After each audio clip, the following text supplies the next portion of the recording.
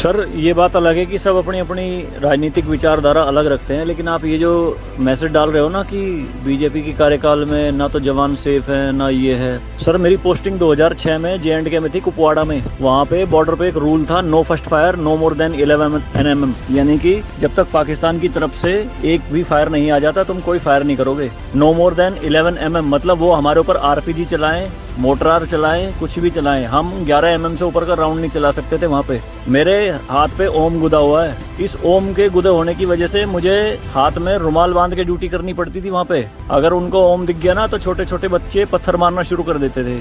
और सर श्रीनगर के लाल चौक पे 26 जनवरी के दिन बहुत बड़ा तिरंगा बिछा के जिंदी गाय काटी थी, जिंदी, और जिंदगी की खाल उतारी थी सबके सामने, पूरी सेना के सामने। यूनिट खड़ी थी वहाँ पे पूरी, और चक्कू लहरा के खूब बोलते थे, क्यों भाई हिंदुस्तानी कुत्तों, तुम्हारी माँ है ना ये, देखो क्या हाल करेंगे इसका हम। भाई कुछ नहीं उखाड़ सकते थे उनका। क्यों? क्योंकि सेंट्रल में गवर्नमेंट गंडवी थी, नपुंसक गवर्नमेंट थी। हमारे सर पे चौकी बना ली थी उन्होंने, जो LAC है ना, LOC, उस पे बिल्कुल वहीं 50 मीटर के दायरे में। और रात में बड़े बड़े स्पीकर पे माइक पे बोलते थे पाकिस्तानी रेंजर्स, अरे अपनी बहनों को एक रात के लिए हमें दे दो।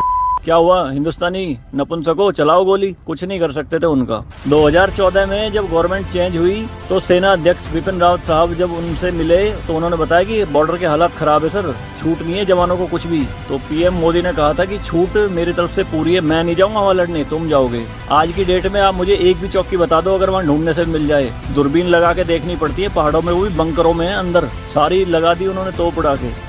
शांति काल में आप 155 MM की बोफोर्स टाइप की तोप नहीं चला सकते, यूएनओ का रूल है। लेकिन 2014 में ये बोफोर्स भी चली जे&के में पाकिस्तान की तरफ चौकी उड़ाने के लिए। तो सर ये मत कहिए कि बीजेपी के कार्यकाल में जवान मर रहे हैं, ये हो रहा है। सर सेना के जो हाथ खुले हैं ना वो बीजेपी के कार्यकाल में ही खुले हैं। मैं इसका जीता जागता प्रत्यक्ष आपके सामने बैठा हूँ।